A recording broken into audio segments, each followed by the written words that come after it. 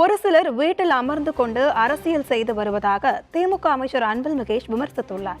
திருச்சியில் நடைபெற்ற திமுக மண்டல தொழில்நுட்ப அணி ஆலோசனை கூட்டத்தில் பேசிய அவர், தமிழ்நாட்டின் இளம் வாக்காளர்கள் முதல் வாக்காளர்களை நாம் அணுகி வாக்குகள் சேகரிக்க வேண்டும் என அறிவுறுத்தினார்.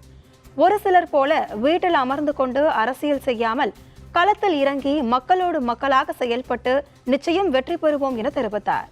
உங்களுக்கே தெரியும், ஃபர்ஸ்ட் டைம் ஓட்டர்ஸ் என்பது நிறைய இருக்கிறாங்க. இன்னைக்கு இன்னும் கட்சிக்கே வராமல் சில பேர் வீட்டில் உட்காந்துட்டு நீங்க ஒர்க் ஃப்ரம் ஹோம் மாதிரியான இன்னைக்கு பாலிடிக்ஸ் பண்ணிட்டு இருக்கும் பொழுது களத்துல இறங்கி பணியாற்றக்கூடிய நாம் எந்த இருமாப்பும் நமக்கு கிடையாதுங்க.